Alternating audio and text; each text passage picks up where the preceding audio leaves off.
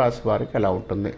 మిథున రాశి వారికి కర్త కర్మ క్రియ అన్నట్టు అన్ని పనుల విషయాల్లో జనవరి 1వ తారీఖు నుంచి కొంత పాజిటివ్గా ఉండే అవకాశం ఉంది.